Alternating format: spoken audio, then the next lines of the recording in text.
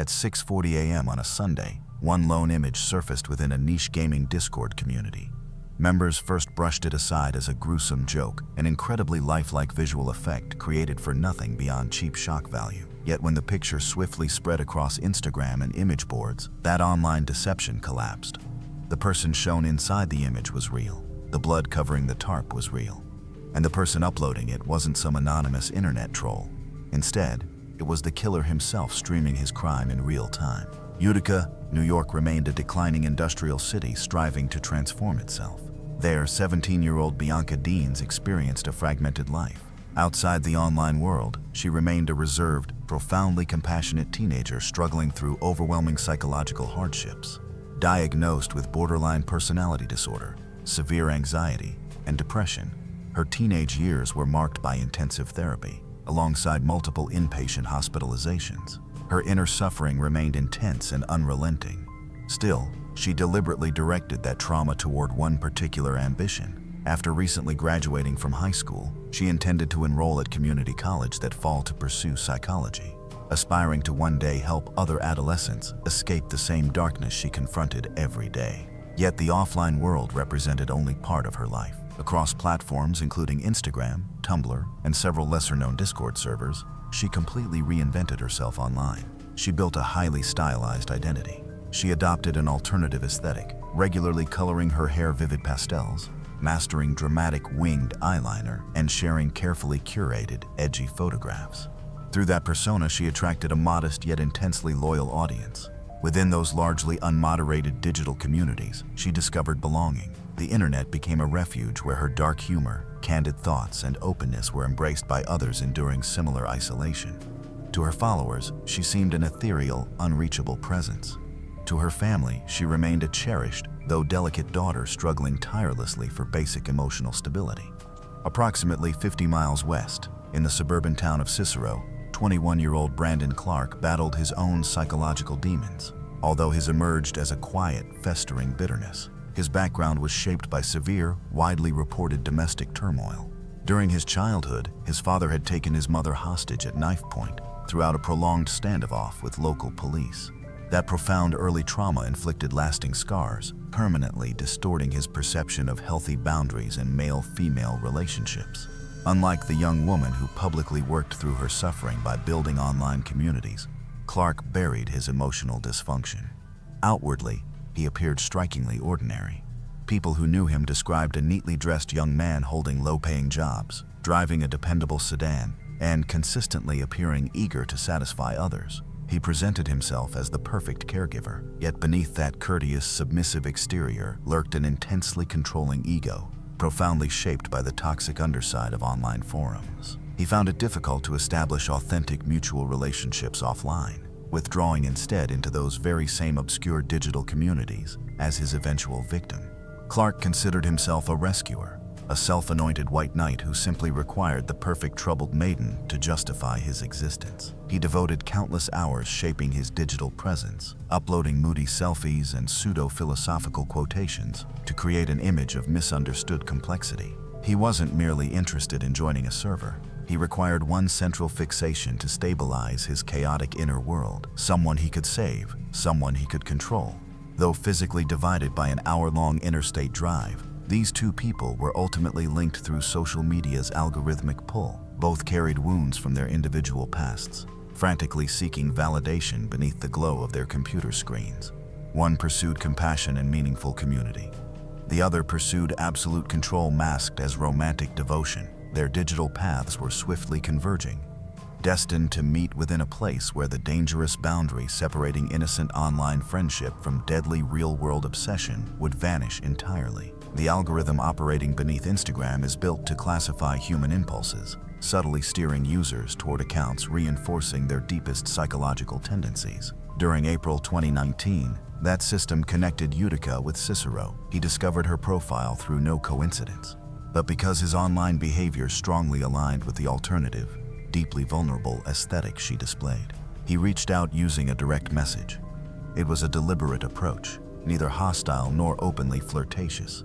He avoided the typical clutter inside a teenage girl's inbox by presenting himself as a compassionate, impartial confidant. For an adolescent enduring the unpredictable emotional fluctuations of borderline personality disorder, reliability can feel like a lifeline.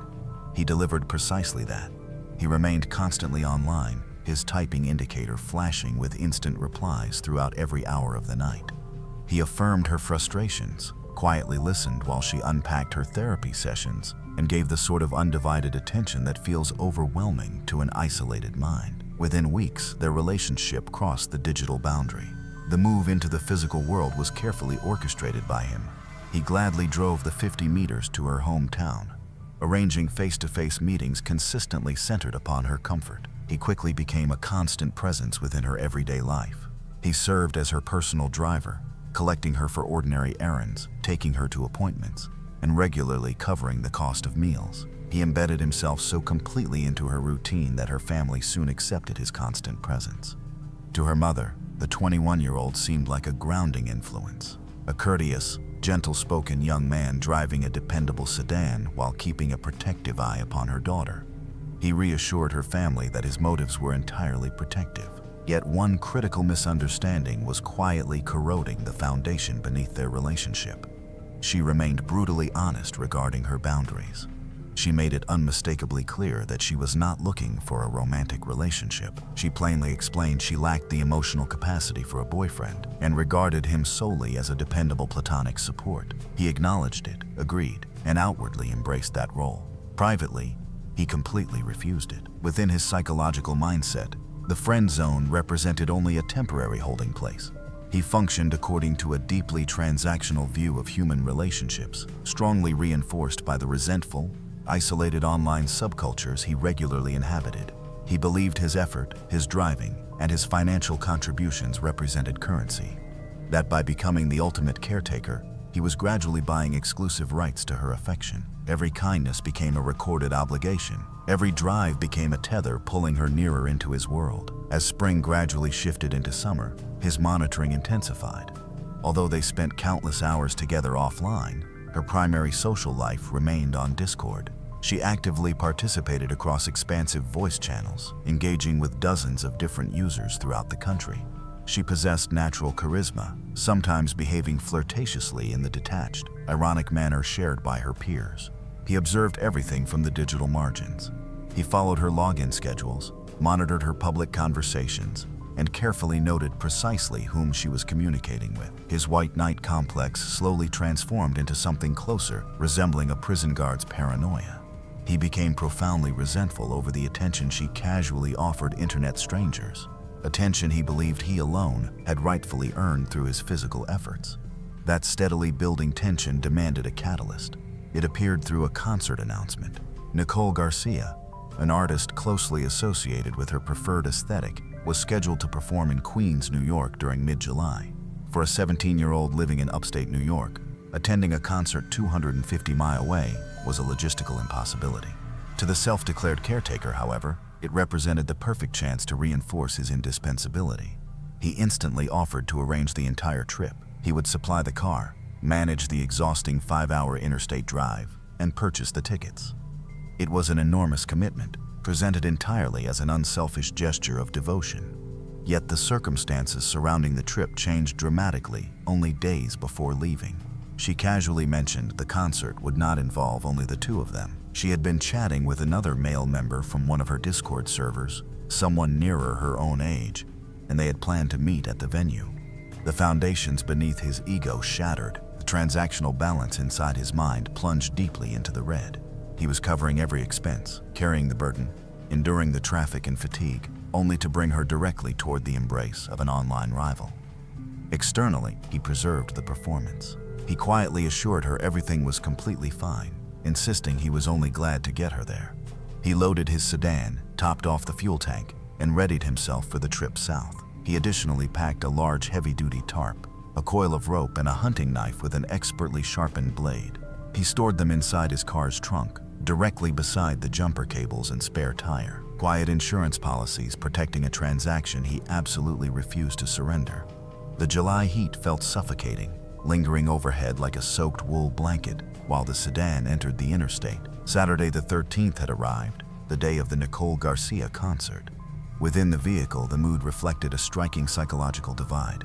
Seated beside him, the teenager appeared glowing, her focus fixed upon the illuminated screen of her smartphone, while coordinating plans with her online friends.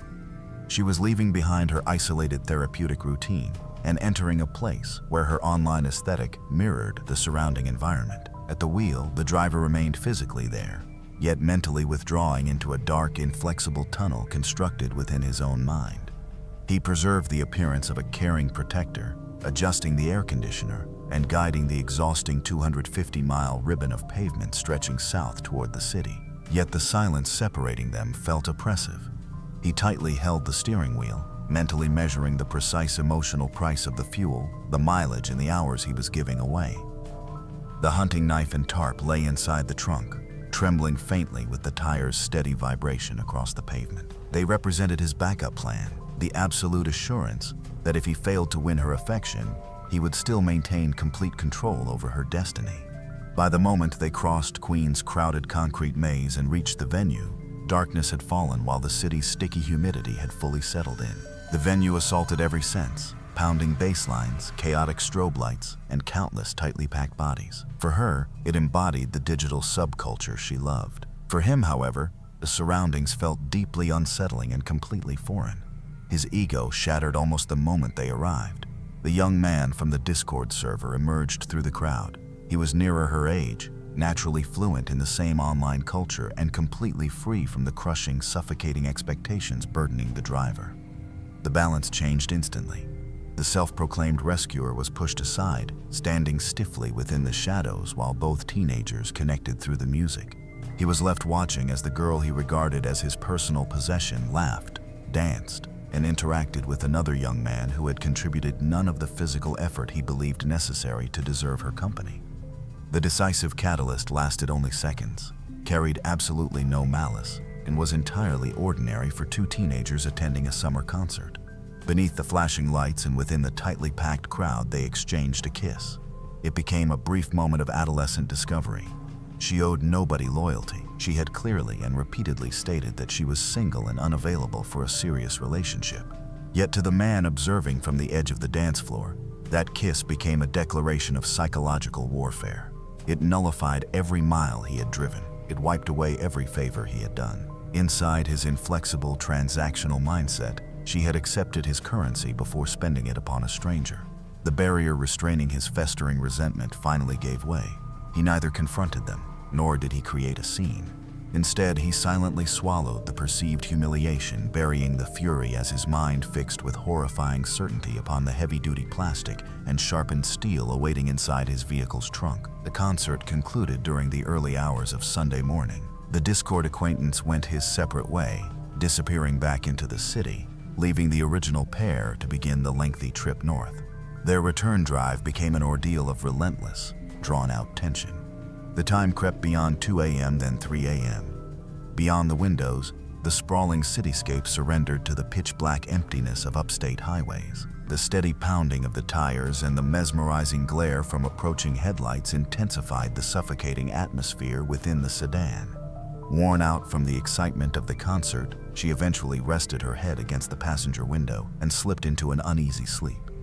He continued driving without uttering a word. The dashboard cast light across his hardened features. He was no longer a chaperone accompanying a friend. He had become an executioner transporting his victim. He possessed hours to contemplate the perceived betrayal, hours allowing his fury to harden into a cold, calculated determination. As dawn slowly stained the sky with a bruised gray hue, they neared the city limits of Utica. She awakened, recognizing familiar landmarks signaling she had finally returned home. Yet the vehicle avoided the usual route leading toward her neighborhood. Instead, the sedan suddenly swerved, its tires gripping the asphalt while he steered toward the wooded, deserted outskirts of the city. He turned onto Post Street, an isolated, dead-end road closely bordered by dense, overgrown forest. It was a location without streetlights, removed from early morning traffic and utterly silent. She immediately realized the surroundings were wrong. Her confusion quickly transformed into quiet alarm as the engine shut off, dropping the cabin into oppressive, suffocating silence. Their argument erupted like gasoline igniting. He forcefully challenged her about the concert, speaking quietly while his voice trembled with barely restrained violence. He demanded answers regarding the kiss, questioning the disrespect she had shown after everything he believed he had sacrificed. She refused to back down. Despite the physical imbalance and the isolation surrounding the dead-end road, she defended her independence. She firmly repeated the boundaries established months earlier, reminding him she was not his girlfriend, she was not his possession, and she retained every right to interact with anyone she wished. Her unwillingness to surrender, her complete rejection of his imagined romantic narrative, became the final catalyst. The shift from spoken confrontation to physical violence happened instantly. He charged forward, and the cramped interior of the sedan exploded into desperate, savage chaos. She resisted desperately, throwing up her hands in a frantic effort to block the attack, suffering severe defensive lacerations. Yet the physical imbalance proved impossible to overcome. He grabbed the hunting knife. The struggle ended with one catastrophic wound across her neck, an injury so severe it instantly eliminated any possibility of survival. The thick metallic smell of copper filled the air-conditioned cabin. The violent struggle stopped, replaced by the terrifying, overwhelming silence surrounding the isolated woods. The killing itself was horrifying, yet what happened afterward transformed the crime from a local tragedy into a modern psychological nightmare. The adrenaline from the violent confrontation rapidly faded, replaced by an unsettlingly clinical objective. He never panicked. He made no immediate effort to escape or hide the crime.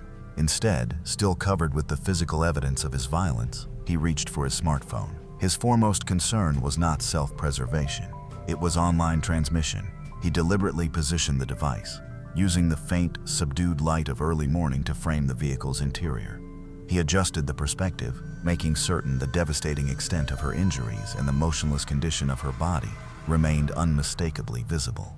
He captured the photograph. Next, he opened the Discord application, navigating immediately to the server where her friends, followers, and the boy from the concert were still active. He posted the image.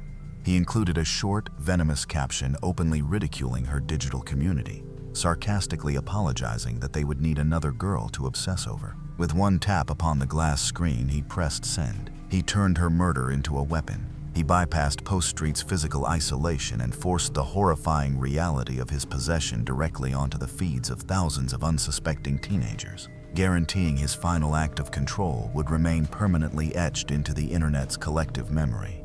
The notification spread like a digital contagion. By 7 a.m., the earliest frantic calls reached the Utica Police Department. They originated not from locals but from residents across distant states. Discord users who had remained active within the same private voice channels where the images were posted. Those callers were hysterical, describing a photograph of a brutally attacked young woman spreading with the speed of an uncontrolled virus. Dispatchers initially struggling to comprehend the chaotic, overlapping reports began the grim task of cross-referencing locations. The servers where the images first appeared were geographically dispersed, yet the metadata and the users' frantic conversations traced the tragedy to the sprawling wooded outskirts of Oneida County.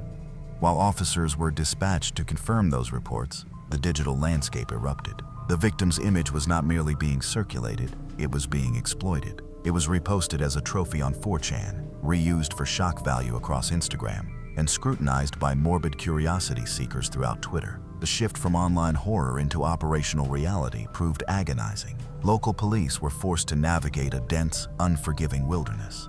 The site was a dead-end maintenance road deep inside the forest, an area commonly used for illegal dumping or underage drinking. As the first patrol cars left the pavement and rolled onto the gravel, they weren't simply searching for a crime scene. They were competing against the internet's power to desensitize millions of people to a young woman's murder. Every minute lost meant another 1,000 views of the photograph. The officers advanced in a close, careful formation, weapons drawn, expecting an active threat. They discovered the vehicle, a dependable, ordinary sedan idling beside the tree line. The car stood as a grim, silent witness to the slaughter. The driver's door remained open. Nearby grass lay flattened by unmistakable evidence of the violent struggle unfolding hours before. Finding the body quickly became secondary to the urgent necessity of limiting the digital spread. The department had never confronted a crime where the evidence was effectively being live-streamed before an international audience. They needed to balance protecting the physical scene against the terrifying, intangible reality that the crime had already entered the public domain. They were stepping into a nightmare already packaged for public consumption. The officers pushed deeper through the brush, their flashlights slicing across the heavy morning mist. The landscape was hazardous, covered with dense thickets and uneven rocky ground that rendered normal tactical formations almost impossible. They searched for any indication of movement, any evidence of life. Yet the woods remained disturbingly silent. The stillness was complete, a striking contrast to the relentless barrage of digital notifications currently flooding every officer's phone at the scene. They discovered him beside a cluster of trees, roughly 50 feet from the vehicle. He was neither attempting to flee, nor was he trying to conceal himself. Instead, he was actively attempting to take his own life. A frantic, chaotic series of self-inflicted injuries had left him bloodied and shaking upon the ground. He appeared positioned as though awaiting the authorities' arrival. One final macabre performance before an audience of one. The standoff continued for several agonizing minutes. Officers shouted commands, their voices strained by the adrenaline of the encounter. He disregarded them, his attention fixed entirely upon his own mortality, his actions frantic and erratic. The scene formed a grotesque tableau. The perpetrator, shattered and unsuccessful in his suicide attempt, stood only feet from the abandoned, lifeless body of the teenager he had spent months obsessively pursuing. Investigators advanced, secured the perimeter, and ultimately disarmed him. Although the devastation was already irreversible, once the perpetrator was in custody and the grim reality of the victim's death confirmed, attention turned toward the investigation's logistics. The woods were immediately sealed off. Forensic teams started the painstaking, meticulous task of documenting a crime scene the murderer himself had already documented. Every piece of physical evidence, the knife, the tarp, and the body's position, was cataloged alongside the digital evidence still spreading worldwide. It marked an unprecedented, nightmarish convergence between traditional law enforcement and the internet's unchecked volatility. Public involvement in the search did not conclude with the discovery. It had simply entered another stage of morbid involvement. Users who had followed the unfolding events live on Discord started trying to become detectives, combing the internet for additional fragments of information, harassing the victims' relatives for updates, and creating countless speculative threads that obscured the official investigation. Local police were essentially under siege. They were attempting to conduct a professional investigation while facing relentless harassment from a digital crowd believing it deserved every piece of information. The search team uncovered further evidence scattered throughout the woods. Objects the perpetrator had apparently abandoned during a frantic effort to distance himself from the scene.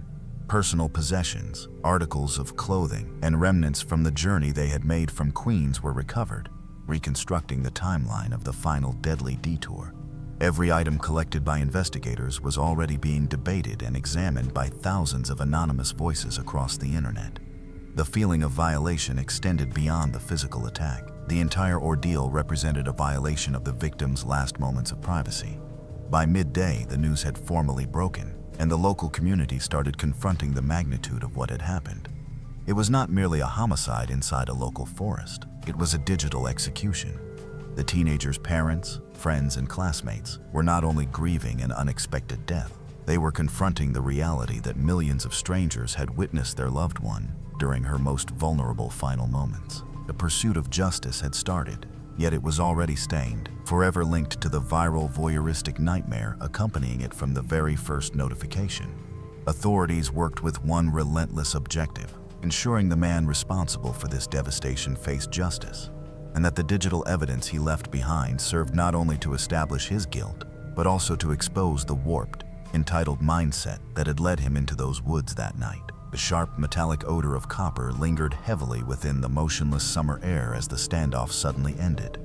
Paramedics hurried toward the tree line, placing the wounded suspect onto a gurney.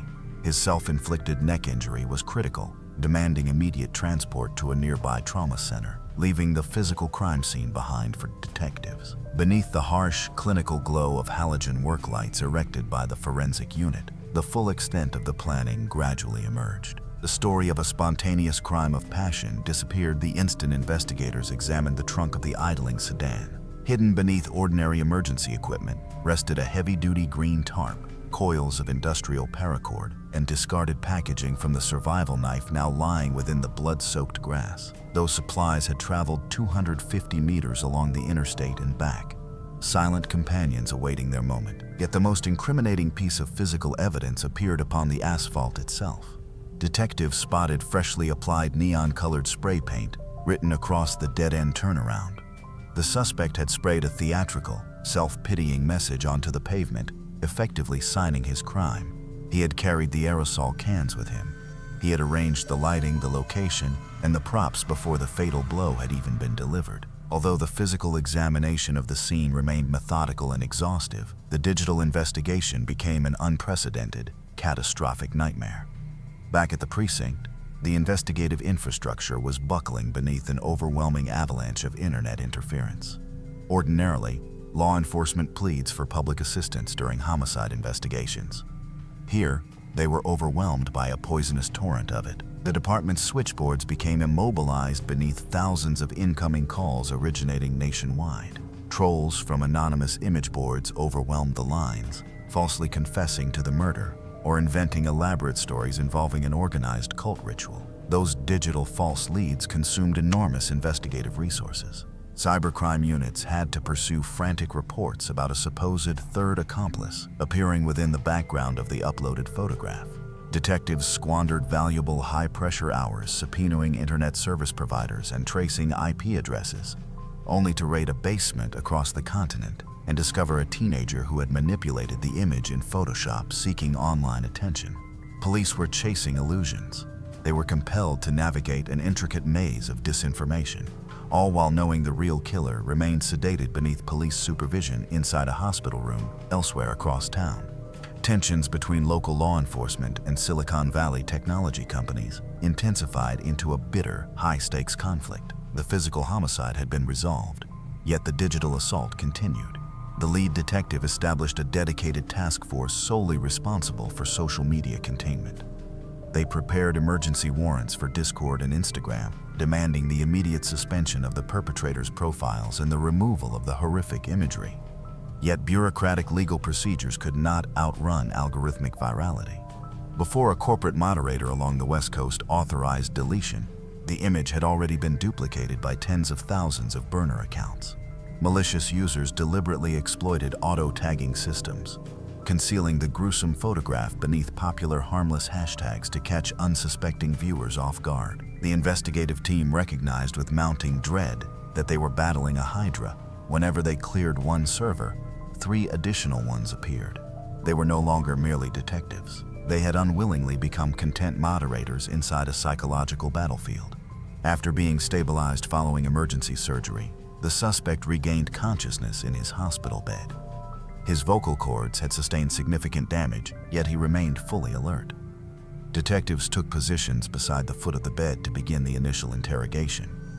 He answered through hoarse, labored whispers and hurriedly written notes across a medical clipboard. He tried convincing them of the story of a heartbroken, rejected romantic, insisting the violence had been an impulsive, uncontrollable response to the perceived betrayal at the concert. The experienced investigators stayed completely expressionless. They neither argued nor elevated their voices. Instead, they calmly presented the inventory recovered from his vehicle. They listed the tarp, the paracord, and the freshly painted graffiti. They introduced timestamp records from his own digital footprint, demonstrating how carefully he had positioned his phone to photograph the aftermath before notifying his online audience. The medical examiner's preliminary report arrived soon afterward, destroying every lingering illusion of a chaotic struggle. The autopsy established that the fatal wound demanded tremendous, deliberate force and accurate targeting. Moreover, digital forensics successfully recovered the search history from his confiscated electronic devices. During the weeks preceding the concert, he had secretly searched the precise anatomical vulnerabilities of the human neck. He had meticulously examined the most secluded, unlit maintenance roads within a 10-mile radius of the victim's home. His own data had cornered him. The image of the overwhelmed caretaker collapsed, revealing a cold, calculating predator who saw his victim not as a human being, but as a captive audience for his final horrifying broadcast. The legal process moved ahead with remarkable speed, propelled entirely by the overwhelming weight of the defendant's own documented evidence. Confronted with an airtight indictment for second-degree murder, the defense possessed virtually no negotiating power. Early the next year, the perpetrator pleaded guilty, stating he wished to spare the victim's family the agonizing spectacle of a public trial. it proved a short-lived illusion of accountability. Several months later, he unexpectedly asked the court to withdraw his plea, alleging inadequate legal representation. Prosecutors viewed the maneuver not as a sincere pursuit of justice, but as one final desperate assertion of control, a deliberate effort to force the devastated family back into the public spotlight. The presiding judge decisively dismissed those delaying tactics. In March 2021, the court imposed its sentence: 25 years to life inside a state penitentiary. The legal proceedings were conclusively finished. Yet for the mourning parents, the courtroom outcome brought little comfort. The gavel could imprison the killer within a concrete cell, but it could never erase the digital trail he had created. They received a permanent modern life sentence themselves, enduring a reality where their greatest nightmare remained forever preserved online. The deepest horror of this case reaches far beyond the physical violence committed inside a remote upstate forest. It rests in the chilling realization that the digital world can weaponize grief, turning an intensely private tragedy into a public spectacle. Refusing to surrender before anonymous harassment, the victim's family transformed their devastation into determined legislative advocacy, successfully campaigning for state laws criminalizing the distribution of graphic, exploitative images of victims, ultimately forcing technology platforms to accept legal responsibility for the material they host. The physical perpetrator remains imprisoned, yet the struggle against the algorithmic indifference that magnified his crime persists. It stands as a lasting, grim reminder that humanity's darkest impulses are never completely confined behind a glass screen.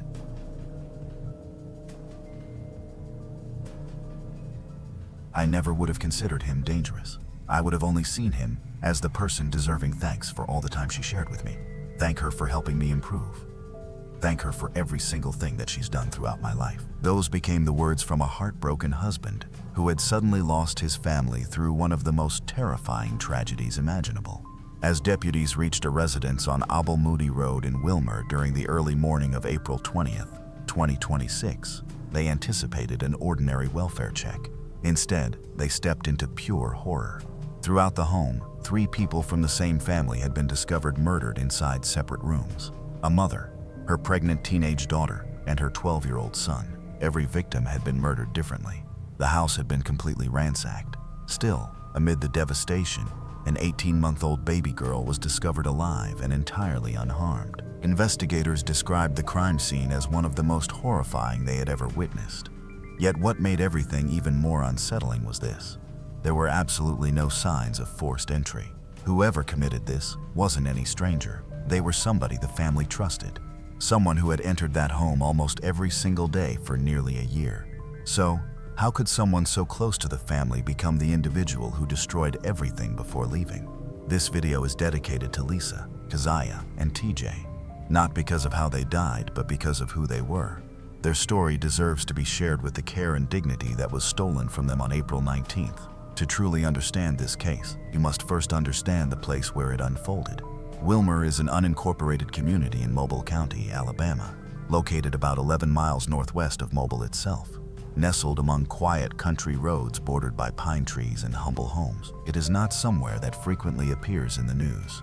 Residents there usually know their neighbors. They watch over one another. They place faith in those who become a familiar part of their everyday lives.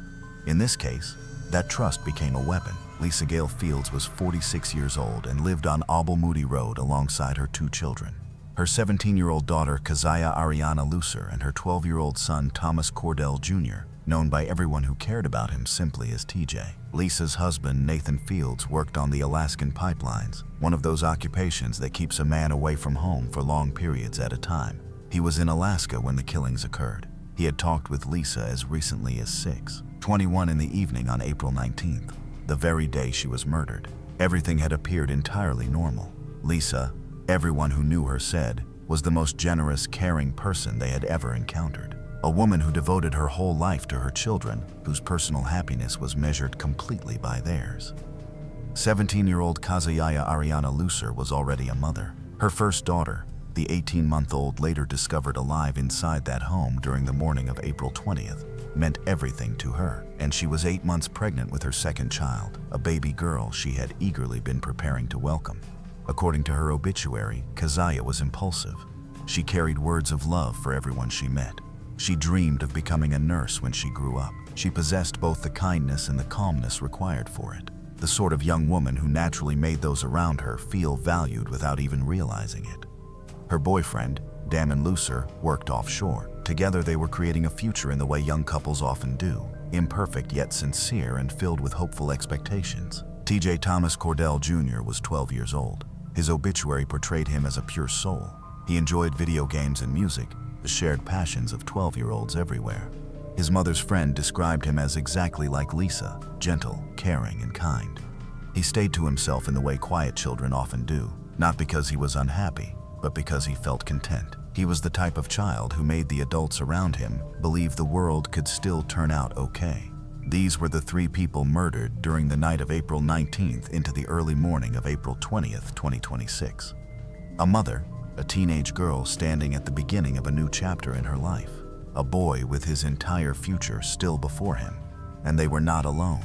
The man who would allegedly commit this against them was someone who had sat inside their living room, someone who had, according to Nathan Fields, held Keziah's baby daughter and spoken to her and showered her with affection. A man regarded by every outward measure as a friend. During the night of April 19th, Keziah's boyfriend Damien was offshore working when he noticed something unusual through the Life 360 app on his phone. Life 360 is a location tracking application that families and couples use to monitor each other's whereabouts, the sort of tool that brings a certain peace of mind when someone you love is home alone with children. Damon noticed Keziah's phone becoming active. He attempted to call her, but she never answered. He called once more, but again, nothing. As his concern intensified, Damon contacted his father and asked him to check on the family. This is the detail that feels almost impossible to absorb. Keziah's own phone moving through the darkness long after she should have answered became the first sign that something was terribly wrong. The very technology intended to offer reassurance became the earliest indication that it was already too late. Damien's father reached the house on Aubal Moody Road, walked inside, and discovered the scene that would throw Mobile County into a state of shock. He picked up Keziah's 18-month-old daughter, who was alive and unharmed, and called 911. Deputies reached the home at approximately 2:30 in the morning on April 20th. What they discovered were 3 victims, each inside a separate room, each with their hands zip-tied behind their backs, each murdered in a different way. Lisa Fields had been stabbed and her throat had been slit. 12-year-old TJ's throat had been cut so severely that the injury was nearly decapitating. Keziah, 8 months pregnant, had been shot. Her unborn baby girl did not survive either. The house had been thoroughly ransacked. Drawers had been emptied. Rooms had been examined. Someone had been searching for something and had moved through this family's home systematically while carrying out what they did to these people. Sheriff Birch, addressing a news conference the next day, selected his words carefully. He characterized the scene as brutal. He described the community as worthy of answers. He stated that he initially believed more than one person might have participated because of the overwhelming challenge of overpowering and restraining 3 people in separate rooms. That detail alone showed investigators they were confronting either multiple offenders or one individual with significant deliberate capability. Within several days of the discovery, Nathan Fields returned home from Alaska. He had been employed on the Alaskan pipelines when his wife and children were murdered. During an exclusive interview with WKRG News 5, he publicly shared what he believed and what he dreaded. "I was supposed to protect them. I was supposed to be there for them. They killed our babies. He killed my wife." Nathan later told investigators and the press that whoever committed this was someone the family knew extremely well, someone who visited their house on a regular basis. Whoever it was had been someone who came over to the house regularly, someone who envied the progress we were making in life. "The part that destroys me is knowing they were terrified. Is knowing they were frightened, and whoever committed this knew us." He also responded to something that had been spreading online during the days following the murders. Speculation that his own criminal history might have been related. Nathan Fields was completely open about it. He confirmed that in 2018 he had been arrested in Texas and had maintained ties with a cartel. He neither downplayed it nor concealed it, but he also made clear he did not think this was connected to that. Sheriff Birch agreed, stating Nathan had been honest about his past, and investigators believed there was enough separation between that history and the events of April 19th. Armed with this information, investigators quickly realized they were not searching for a stranger. The door had been willingly opened.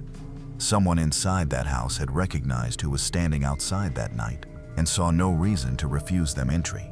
That changed the entire course of the investigation from its very first hours. Detectives started tracing the network of individuals connected to the Fields family, friends, neighbors, frequent visitors, anyone who had spent significant time inside that house.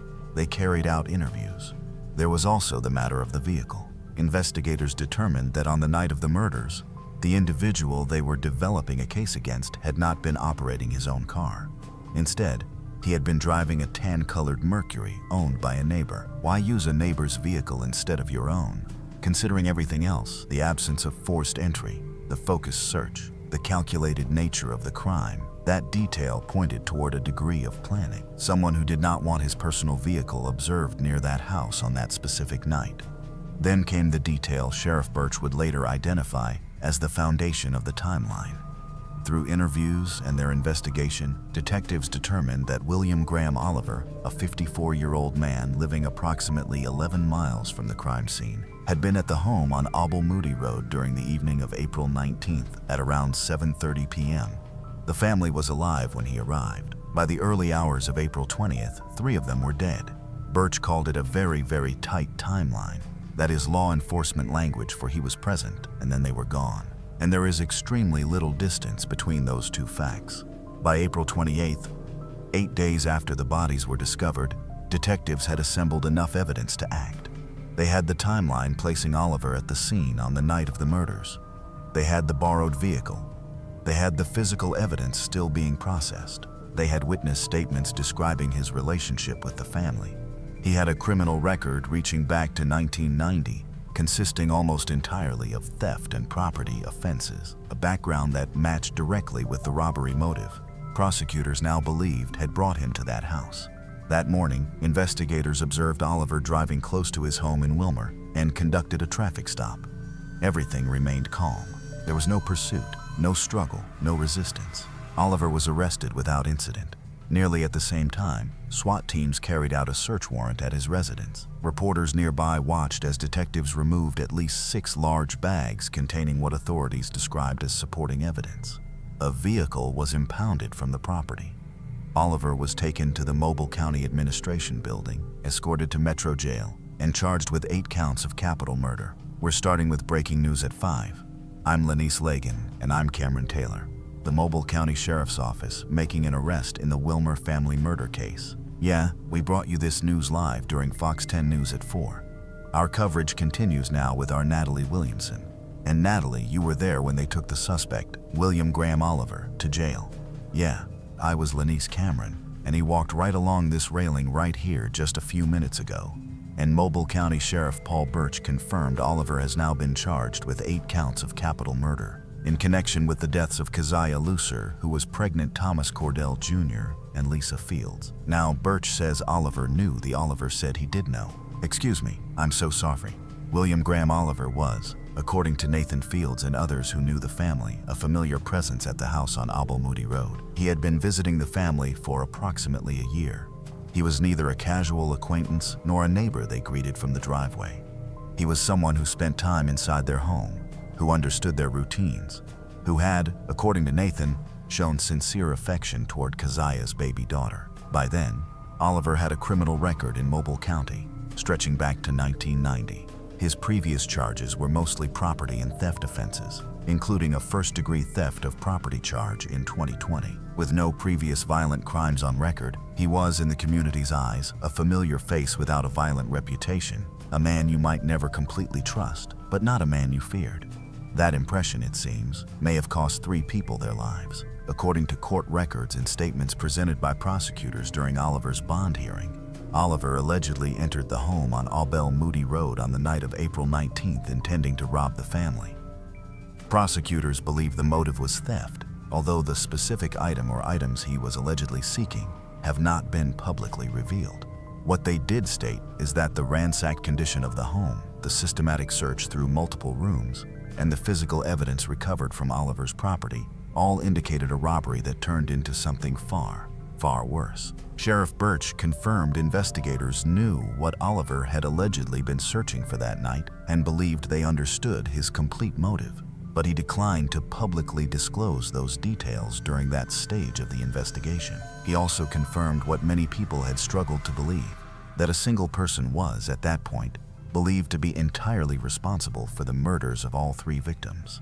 The very same individual who had restrained each of them with zip ties in separate rooms, who had used both a knife and a firearm, and who had left a toddler alive and unharmed while carrying out acts the state's top prosecutor would later describe as among the most horrifying he had witnessed throughout his career. On April 30th, 2026, William Graham Oliver appeared before Judge Brandy Hambret for a bond hearing. He had pleaded not guilty to every charge. His attorney, Bucky Thomas, recognized the obvious. Bond was never going to be granted. The 8 capital murder charges Oliver faces are broken down as follows. 1 count involving the murder of 2 or more persons. 4 counts of capital murder committed during a burglary. 2 counts of capital murder involving a child under the age of 14, covering 12-year-old TJ. And 1 count of capital murder committed in the presence of a child, relating to Keziah's 18-month-old daughter, who was inside the home during the murders. The 4 burglary-related counts are important. They represent the prosecution's position that Oliver entered the home that night with criminal intent, that robbery served as the underlying motive, and under Alabama law, a murder committed during the course of a burglary qualifies as capital murder regardless of premeditation.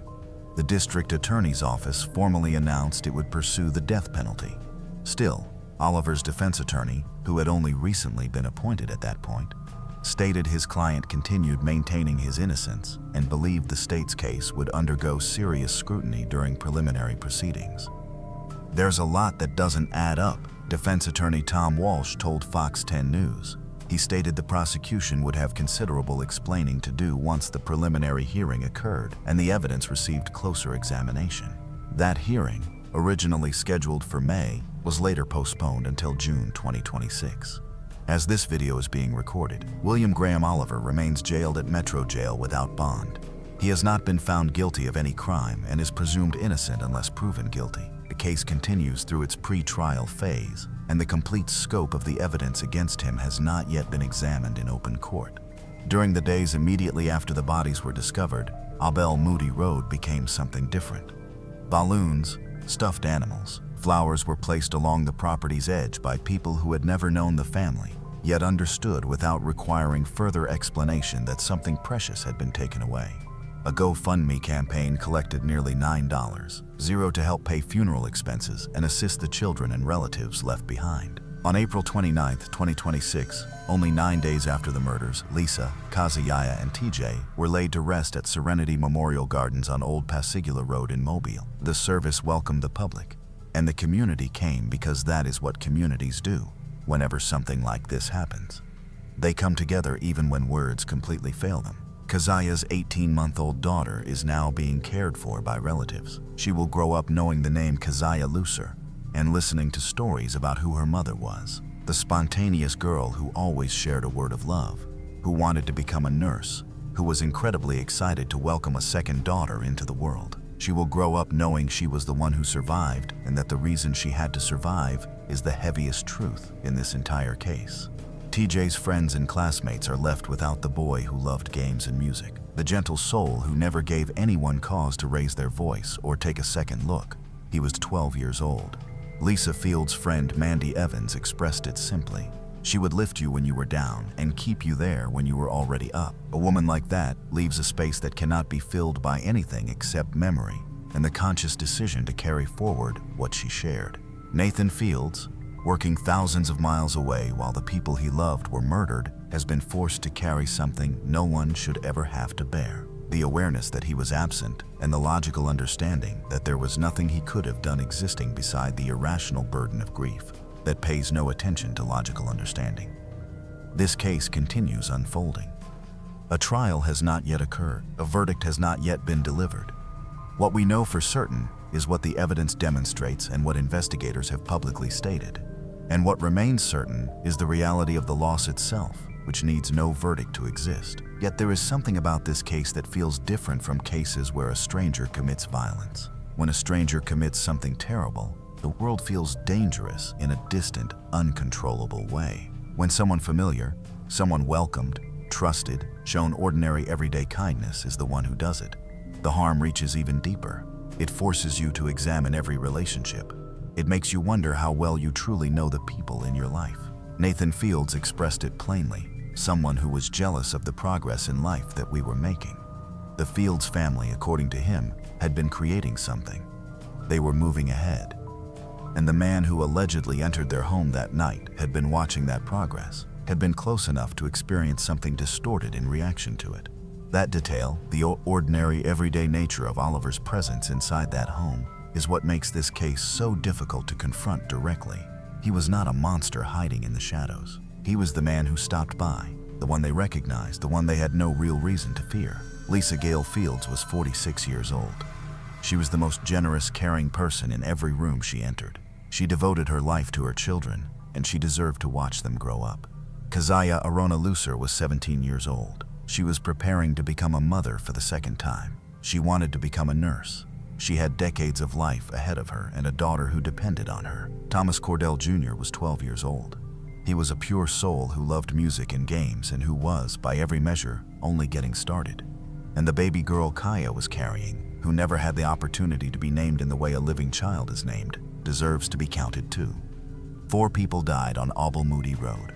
4 lives were stolen, and 1 baby girl, 18 months old, sat inside a room in that house and survived and will carry the burden of that survival for the remainder of her life. Remember their names, speak them out loud: Lisa, Keziah, TJ.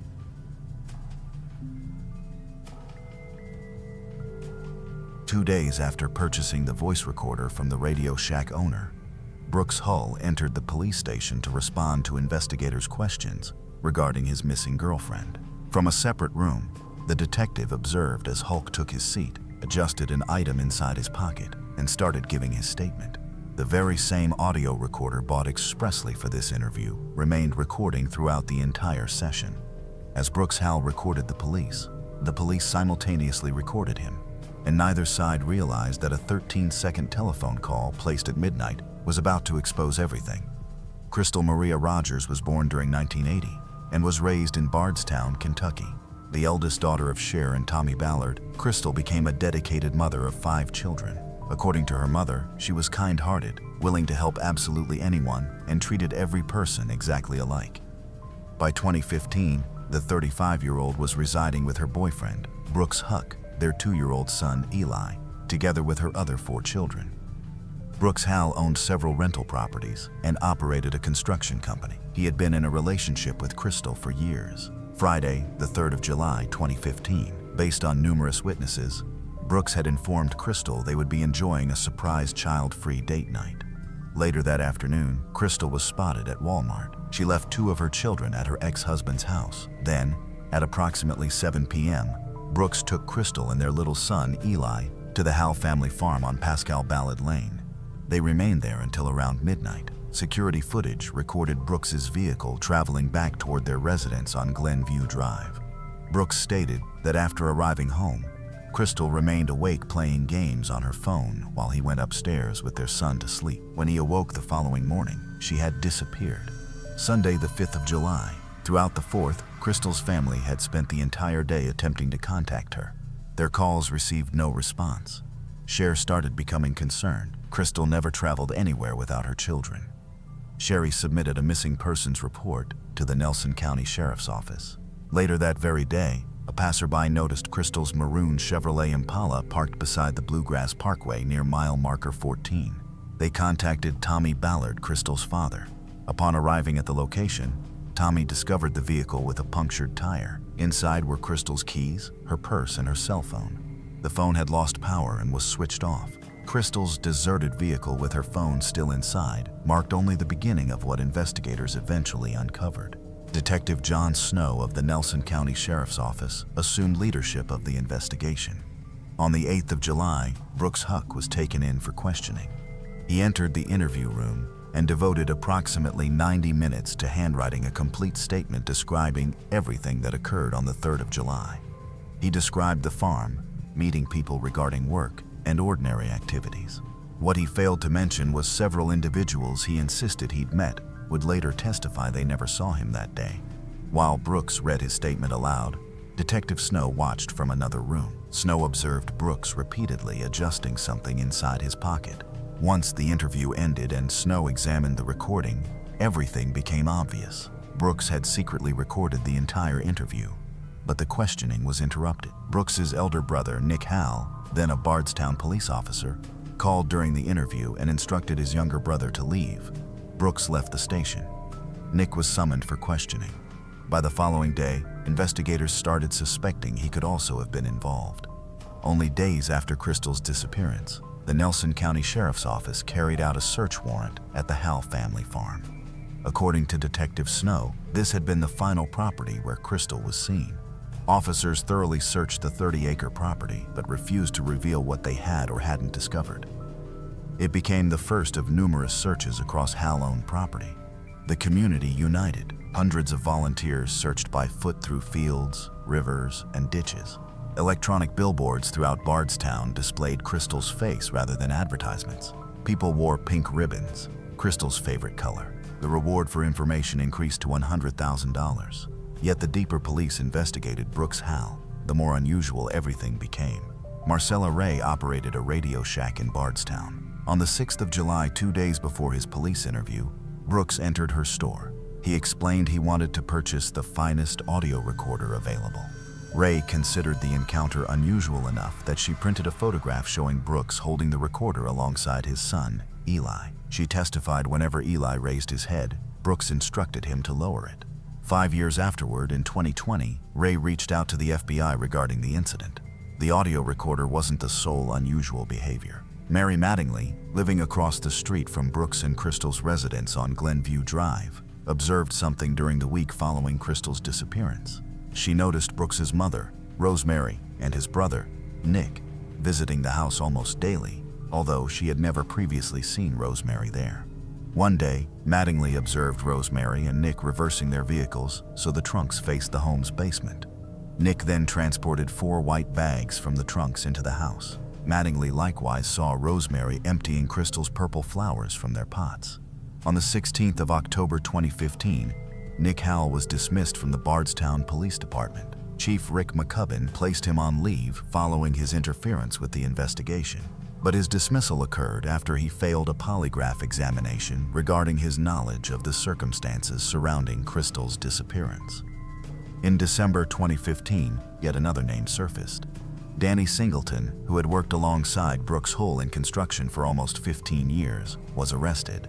He faced perjury charges for falsely testifying before a grand jury about his whereabouts when Crystal disappeared. The charges were eventually reduced to false swearing, and he served 1 year in prison before receiving early release on probation. Yet what Singleton would eventually disclose proved far more disturbing than those lies. Throughout 16 months, Tommy Ballard devoted his life to finding his daughter. He established Team Crystal, an organization of Bardstown community members committed to bringing her home. He maintained thorough records, carried out his own investigation, and openly expressed his belief that Brooks Hall was somehow connected to his daughter's disappearance. During the morning of the 19th of November, 2016, Tommy prepared for a hunting trip on family property beside the Bluegrass Parkway with his 12-year-old grandson, Crystal's oldest son. Hidden by darkness, an unidentified person fired a single shot that struck Tommy in the chest. He died immediately. His personal firearm was never discharged. Investigators eliminated suicide and excluded the grandson from any involvement. Tommy Ballard's homicide remains unsolved even today. His wife, Cher, was now forced to continue searching for their daughter by herself. She had already lost Crystal. Now she had also lost her husband. The suffering was beyond imagination, yet Cher refused to surrender. At Tommy's funeral and throughout the months afterward, she promised to continue the mission her husband had begun. In April 2016, before his passing, Tommy published a Facebook post requesting information about a white Buick reportedly seen near the Hulk farm the night Crystal vanished. An IRS agent assigned to the investigation, Jamie Brooks, examined Tommy's allegation. What he uncovered proved significant. The white Buick was owned by Anna Whitesides, Brooks Huck's grandmother. Records revealed Nick Huck and Anna Whitesides sold the vehicle only 4 days after Tommy's Facebook post. During the 2023 pretrial hearing, prosecutor Shane Young disclosed something further. Authorities believed they had obtained the firearm responsible for Tommy Ballard's death. The rifle had been bought from Nick Hook, who sold it under the false name Nick Ballard. The rifle's caliber matched 4 of the 5 characteristics for the weapon used to murder Tommy. To this day, Nick Hook has never been charged with any offense in Tommy Ballard's death. In 2019, the FBI assumed control of the investigation. Agents carried out numerous searches throughout Bardstown, including a subdivision where Brooks Howell's construction company had constructed several homes soon after Crystal's disappearance. During August 2021, using jackhammers and cadaver dogs, they retrieved an item of interest from beneath concrete at one residence. The FBI never revealed what they discovered, yet the investigation was gaining momentum.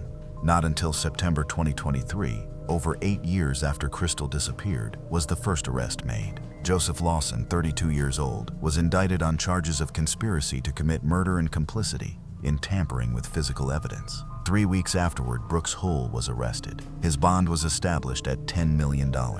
In December 2023, Joseph's father, Steve Lawson, who likewise worked for Brooks, was arrested on identical charges. Those arrests resulted from one crucial piece of evidence: a telephone call. At approximately midnight on the evening Crystal disappeared, Joseph Lawson's cell phone repeatedly attempted contacting his father, Steve. After Steve finally responded, he placed a 13-second call to Brooks Howell. Cell tower analysis revealed Steve's phone was near the Bluegrass Parkway at that moment, within the precise location where Crystal's car would later be discovered. When investigators questioned Steve Lawson during 2015, he first denied being on the parkway that evening. Later, he acknowledged it. He informed police Joseph had called requesting someone come pick him up. When Steve reached the location, he discovered Crystal's Impala with a flat tire. His son was present. Steve stated he entered the vehicle and pushed the driver's seat forward because Joseph was taller than Crystal.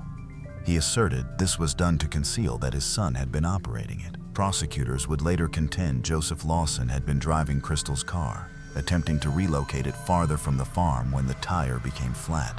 That's when he called his father in panic. Steve collected him, adjusted the seat to make it seem Crystal had driven there herself, then abandoned the car with her belongings still inside. Yet the story contained even more. During the trials that eventually occurred in 2025, a witness named Danny Singleton testified. This was the very man arrested for perjury back in 2015. He stated that several weeks before Crystal disappeared, Brooks's mother, Rosemary Hulk, approached him at a construction site. She asked whether he knew somebody who could help eliminate Crystal. Singleton replied that with sufficient money, anything could be accomplished in that town. The defense attempted to undermine Singleton's credibility. They emphasized he had been an alcoholic and drug user at the time. Yet when the prosecutor asked Singleton to confirm his testimony with all his heart, he did. Additional witnesses portrayed a family uniting to protect itself. Audio recordings featuring Brooks and Rosemary Howell discussing Nick's police cruiser, which investigators had confiscated, were presented in court. In one recording, a concerned Rosemary asked, "What about the blanket?" It was revealed that several members of the Hull family, including Nick and Rosemary, had secretly recorded their own grand jury testimony. Some recordings were discovered concealed inside Rosemary and Nick's homes. Prosecutors argued they wanted to ensure everyone stayed in line. Rosemary Hook has never faced charges. Neither has Nick. Throughout Brooks's trial, Rosemary was notably missing from the courtroom despite attending numerous pre-trial hearings. Cell phone records revealed another damaging detail. On the night of the 3rd of July, Nick Huck's phone remained switched off for almost 36 hours. Pawn records further revealed that Crystal's mobile battery lost power at 9:23 p.m. that evening, while she and Brooks remained at the farm. This plainly contradicted Brooks's statement that she had stayed awake playing games on her phone after they arrived home around midnight. Neighbors testified Brooks had told Crystal they were planning a romantic child-free evening. One witness stated Crystal had accused Brooks of being unfaithful roughly a week before she vanished. She was likewise concerned Brooks intended to force her out of the house. A hair recovered from the white Buick, owned by Brooks's grandmother, matched Crystal's profile. In May 2025, Steve Lawson was found guilty and sentenced to 17 years. Then Brooks Huck and Joseph Lawson stood trial together. The defense maintained there was no body, no weapon, no crime scene. Brooks's attorney described the prosecution's case as garbage. On the 8th of July 2025, exactly 10 years after Brooks initially entered that police interview, the jury delivered its verdict. Guilty on all counts. The jury deliberated for slightly more than 4 hours. On the 17th of September 2025, Cher Ballard appeared before the court and spoke directly to Brooks Hawk. She spoke about 10 years of suffering, about never once watching him shed a single tear. "Brooks, did you ever consider how my daughter felt when you murdered her?" she asked. "Did Crystal plead for her life knowing she had 5 children waiting for her at home?" Then she asked the question that had haunted her every day. "Where is my daughter?" Brooks held her gaze yet remained completely expressionless. Crystal's aunt described him as one of the most evil people she had ever known. Judge Charles Sims sentenced Brooks Huck to life imprisonment. Joseph Lawson was sentenced to 25 years. Both men have submitted appeals. Crystal's body has never been recovered. Tommy Ballard's murder remains unsolved. Rosemary and Nick Hall have never been charged. Cher Ballard continues seeking answers after losing both her daughter and her husband. Crystal Rogers was a devoted mother and loving daughter. What occurred that July night in 2015 may never become fully known, yet Crystal deserves remembrance, not because of how she died, but because of how she lived. A mother who always placed her children first. A woman whose absence has created a void that can never be filled. If you possess any information regarding the disappearance of Crystal Rogers or the murder of Tommy Ballard, please contact the FBI at 1-800-CALL-FBI.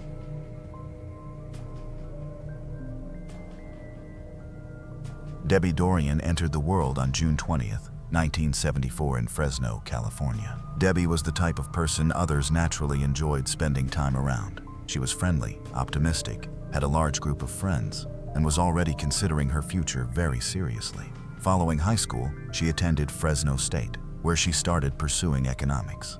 She also leased an apartment roughly 10 minutes from campus, hoping for a home that truly felt like hers and her first genuine experience of independence. Yet even while creating a life beyond her family home, Debbie remained extremely close with her parents and stayed deeply connected to them. By then, they had separated and her father had remarried, yet he still resided in Fresno and continued playing an important role in his daughter's life. During college, Debbie also began seeing a man named John. Their romance continued almost 3 years, and although they were committed to one another, they still maintained separate homes. In 1996, when Debbie was 22, she completed college and was considering graduate school. She was exploring various programs, including several in other states. Then on August 22nd, she was expected to travel to Sacramento with her father. He was a physician specializing in treating hearing disorders, and Debbie had begun seriously considering following his career path. They planned to visit several academic programs, and Debbie was expected to come by her father's house on the morning of August 22nd, so they could travel to Sacramento together. But she never showed up. Her father attempted calling her repeatedly, and when Debbie still failed to answer, he grew concerned enough to drive directly to her apartment himself. Debbie lived on the upper floor of a small apartment building. Her father was preparing to knock on her door when he realized it was slightly ajar. That made him even more concerned, and he walked inside. He called his daughter's name, but she was nowhere in sight. He began searching the rooms, and eventually he heard a television playing behind Debbie's closed bedroom door. Believing she might simply not have heard him, he opened it and immediately encountered a horrifying scene. Debbie was lying across the floor. Her clothing was gone below the waist, and her shirt had been pulled upward. Her hands and feet were secured with duct tape, and her head was almost entirely wrapped inside it. Horrified by what he witnessed, her father hurried to Debbie's side and started attempting to remove the tape from her head, hoping there was still some chance to save her. But within minutes, he realized the truth. His daughter was already dead, and there was nothing he could do to rescue her. He then walked to the nearest phone, but it had already been unplugged. The man was devastated, so rather than contacting the police first, he phoned his wife, who then dialed 911.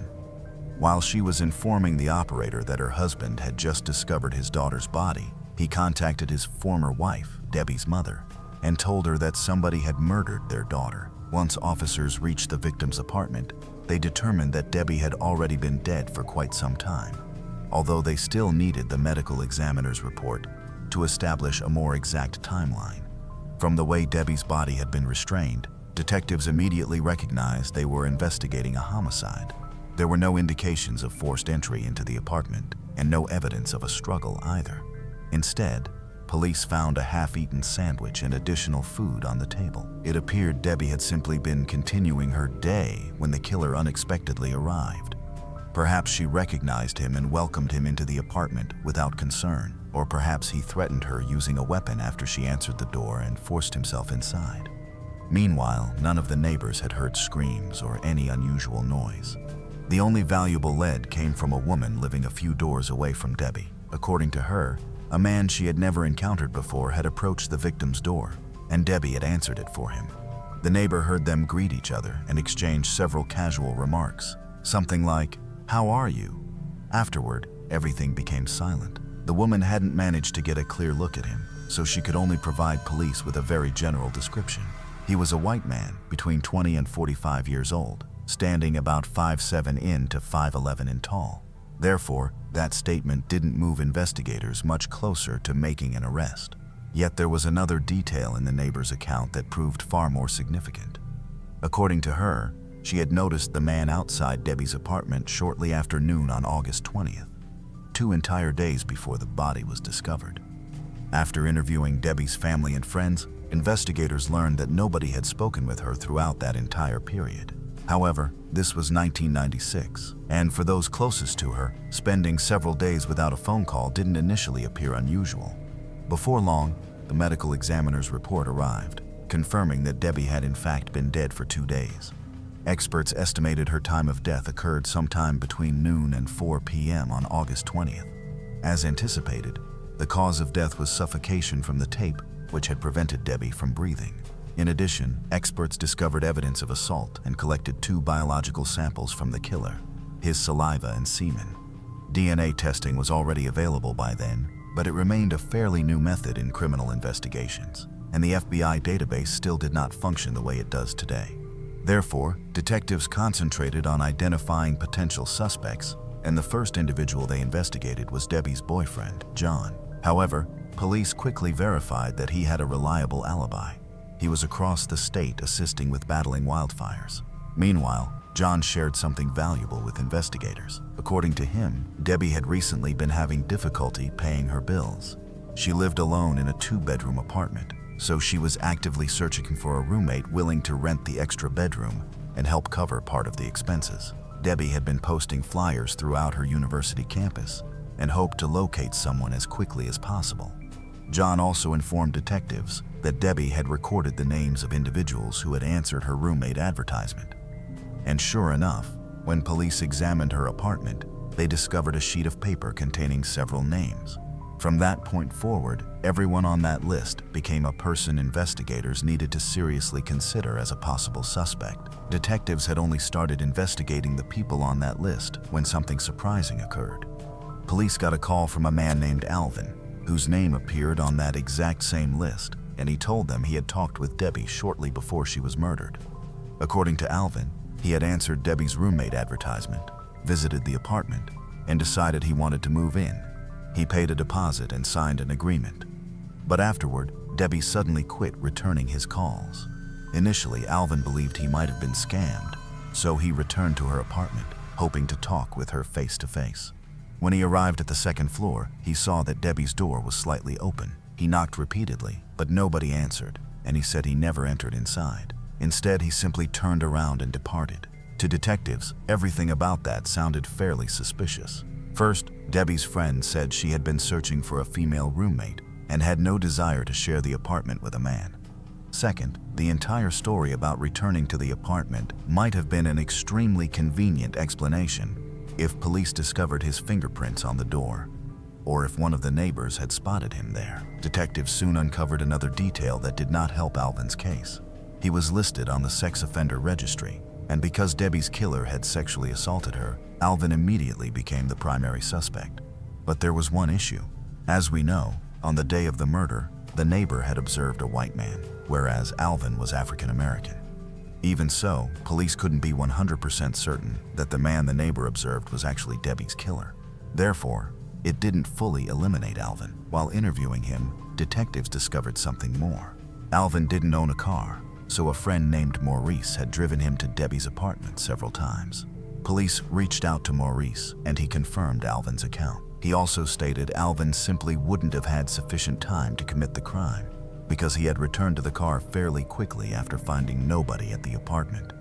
Police investigated Maurice and discovered he was an Army veteran with no criminal record. Yet investigators weren't prepared to eliminate either man, so they requested DNA samples from both of them. They gave them voluntarily, and while the laboratory was conducting the tests, detectives interviewed both men several additional times. During one of those interviews, Maurice unexpectedly mentioned that shortly before the murder, he had purchased several rolls of duct tape to fix a punching bag at his house. Detectives considered that extremely unusual because they hadn't told him anything about the tape on Debbie's body.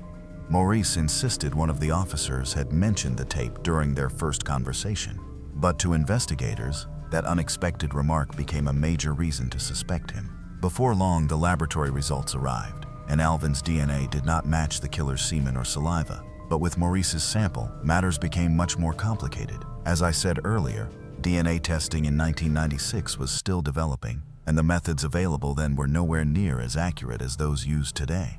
In Maurice's situation, experts couldn't completely rule out the possibility of a match, yet they also couldn't verify one. Put another way, from a scientific perspective, there remained a chance that the semen and saliva collected from Debbie's body belonged to him. And for police, that was entirely sufficient. They arrested Maurice and placed him in jail while also requesting a more sophisticated DNA test that was expected to resolve the question once and for all. Maurice remained behind bars for 2 weeks before experts returned with surprising news. A more reliable test revealed that the killer's biological samples absolutely did not match Maurice's DNA, and he had to be freed. Afterward, police investigated several dozen additional suspects, but each time DNA testing eliminated them, and detectives once again reached a dead end. Debbie's parents also worked tirelessly to keep the case active. They gave interviews, distributed flyers containing information about the murder, and continually urged police to continue investigating. Debbie's mother even made the lead detective promise he would never stop searching for her daughter's killer, and he gave her his word. Debbie's family also collected $10,000 and offered it as a reward for information about the case. Later, local authorities contributed an additional $50,000 on top of that, and police received numerous tip calls, but repeatedly, they produced nothing. Investigators also submitted the killer's DNA profile to the FBI database, but there were no matches. Throughout the following several years, detectives investigated around 150 men, but every single one was eliminated through DNA testing. That went on for several additional years until, in 1999, detectives received a surprising phone call. The DNA sample from Debbie's killer matched evidence from another crime. That incident had occurred on July 30th in a town called Visalia, about an hour from Fresno. Late that night, a 19-year-old woman was bicycling home from work. She was traveling along a deserted, dimly lit street when a man wearing a hood and bandana suddenly stepped into her path. He threatened her with a gun, forced her to the side, assaulted her, and then fled. The young woman managed to reach home and contact police, and forensic experts later recovered the attacker's biological material and entered his DNA into the database. It turned out that the same man who had killed Debbie was responsible for that attack as well. And for detectives, this wasn't entirely unexpected. From the outset, they had considered the possibility they were dealing with a serial offender. The manner in which Debbie had been murdered suggested her killing might not have been his first crime. But there was one significant problem. Although investigators now knew another location where the man had attacked, they still had no practical way to identify him. During the assault on the 19-year-old woman, he had kept his face concealed, so she could provide only the vaguest description: a white man somewhere between 5'7" in and 5'11" in tall. She had heard his voice and, theoretically, she might have been able to recognize it. But for that to help, police first needed a suspect. They dispatched officers to patrol the more isolated streets where the man might potentially search for another victim. But that got them nowhere. That continued for 2 months until an 18-year-old woman from Visalia contacted police. She explained that she had been walking home from work when a man wearing a hood suddenly stepped in front of her, pulled out a gun, and forced her to the side. He demanded she perform a sexual act on him, but the woman refused, and the attacker became furious. Yet for some reason he released her, and she went directly to the police. The circumstances surrounding that case were nearly identical to the earlier attack, and to police, it was clear that the same man had to be responsible for both incidents, Debbie's killer. But once again, the victim couldn't provide police with any helpful details about the attacker's appearance, leaving investigators with nothing. 2 years later, another similar crime occurred in the city. A hooded man carrying a gun sexually assaulted a young woman who was walking home from work along a dark street. Roughly a year later, a similarly dressed man approached another young woman at a bus stop and began groping her while threatening her with a gun, then fled. There were additional cases police believed were linked to the same serial offender. But in those attacks, the man didn't leave behind any DNA, so detectives couldn't verify the connection with absolute certainty. Altogether, they counted at least 7 similar crimes, but they still couldn't identify the person responsible. Afterward, the case turned cold once again for several years until, in 2009, police encountered a very serious problem. Under California law, the statute of limitations for sexual crimes was 10 years, meaning they had only a few months remaining before the deadline expired in the first sexual assault case involving the 19-year-old woman. Since detectives were still nowhere near capturing the attacker, they decided to take advantage of a legal loophole. The police department obtained an arrest warrant for the offender, not under his name, but through his DNA profile. That permanently suspended the statute of limitations, meaning the offender could no longer escape prosecution simply because too much time had elapsed. Even so, during the years that followed, investigators came no closer to making an arrest. The similar attacks also ceased, and it gradually appeared that Debbie's killer had either quit targeting young women or something had happened to him. The following 10 years passed without any meaningful progress in the case.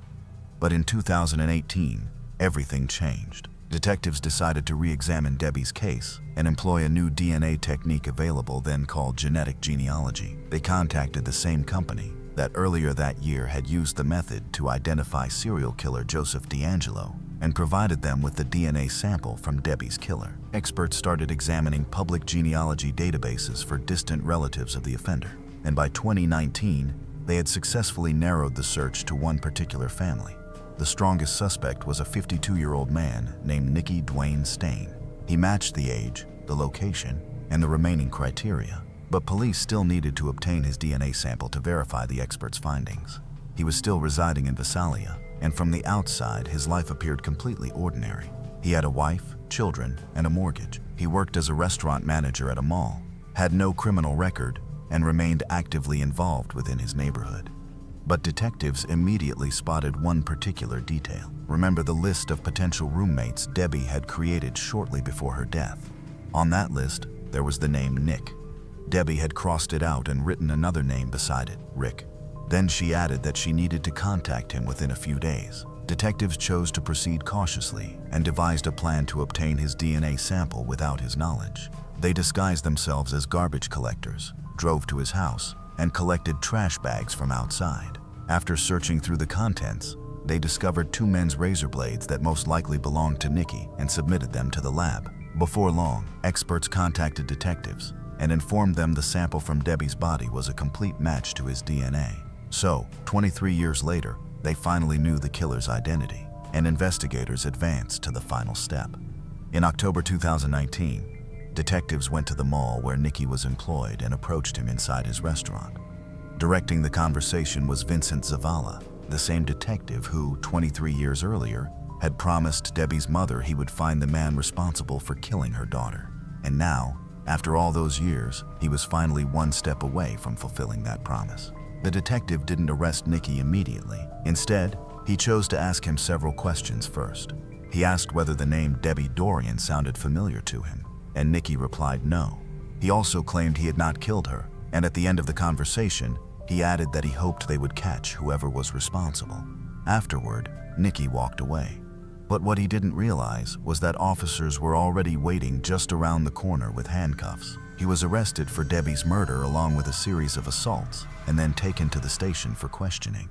To investigators' surprise, Nicky immediately started admitting to the assaults in Visalia. But he handled it very carefully. When police questioned him about specific crimes, he would say things like, "Yeah, that sounds like me, but I'm not sure." Or, "That sounds like something I could have done." Nicky added that years earlier, he had serious problems with sex addiction and had committed things he was ashamed of. He admitted he had approached women on the street and forced them to do various things. But whenever detectives began questioning him about each specific case, he would evade the question and avoid providing a direct confession. At the same time, Nicky repeatedly mentioned his addiction, although he discussed it in a calm, almost casual manner. According to him, he had paid for the services of hundreds of sex workers and consumed enormous amounts of adult material. But none of it had been sufficient to control the addiction. He even claimed his bedroom resembled something from 50 Shades of Grey, so Nicky was essentially acknowledging his involvement in the assaults. But regarding Debbie's murder, everything was different. He denied ever meeting Debbie and attempted to persuade detectives he had nothing to do with her death. But his account suddenly changed when detectives confronted him with the DNA results. Nicky then claimed that he actually had known Debbie after all, and that they had been intimate by mutual agreement. According to his version, he had once offered Debbie a ride while she was walking down the road. They had sex, and afterward he dropped her off, believing they would never meet again. But according to Nicky, Debbie later visited his workplace several times and asked him to have sex with her. Finally, he claimed he had also been intimate with her inside her apartment and that another man had been present there too. Naturally, detectives didn't believe any of it. It appeared Nicky was simply attempting to explain why his biological material had been discovered on Debbie's body and was inventing an excuse as he continued. While detectives were interviewing him, police were simultaneously searching his home. By then, he was living alone, and inside his bedroom, they discovered numerous adult toys. But that was merely the beginning. Police learned Nicky had been renting out part of his house through Airbnb, preferably to young women, and forensic investigators quickly discovered hidden cameras in the shower connected to the rental area. Detectives also discovered Nicky maintained a social media account under a false name. There, he portrayed himself as a successful executive at a major company, apparently to impress women. But despite all that evidence, he still refused to admit he had murdered Debbie. He hired lawyers, and the case moved toward trial. The defense based its argument on the claim that Nicky truly struggled with an addiction and may have committed multiple sexual assaults in his hometown, but that he had never murdered anyone. The prosecution, however, possessed 2 separate DNA samples from Nicky recovered from the victim's body, and before long, they obtained something more. While Nicky was jailed awaiting trial, he had a phone conversation with his mother, and a recording of that call was provided to investigators. His mother asked him, "Are you innocent of any of these crimes?" And Nicky replied, "Not really, Mom. I was kind of involved in all of them." Preparing the case for trial required several years, and eventually prosecutors announced they intended to pursue the death penalty. Realizing he most likely could not escape that outcome, Nicky finally chose to plead guilty to Debbie's murder. On May 15, 2025, he formally admitted what he had done before a judge and also pleaded guilty to the series of assaults in Visalia. In return for his guilty plea, he received life imprisonment without the possibility of parole instead of the death penalty. Debbie's family attended the sentencing, along with one of his victims, who admitted that even after all those years, the sound of his voice still frightened her. After the sentence was imposed, Nicky waived his right to appeal, meaning he forfeited any possibility of ever leaving prison. Because the agreement did not require him to provide a detailed account of what happened, Nicky never disclosed the complete circumstances surrounding the crime. Still, the evidence was more than sufficient for prosecutors to present their version. In their opinion, Nicky answered Debbie's roommate advertisement and came to her apartment. He then pulled out a gun and forced himself inside. Once there, he wrapped tape around Debbie's head, hands, and feet, assaulted her, and left her there to die. As one final note, it's worth mentioning that Detective Zavala, who had promised Debbie's mother he would see the case through to the end, continued working on it even after retirement. He and his former partner became unpaid volunteers and continued dedicating their time to help capture the man responsible.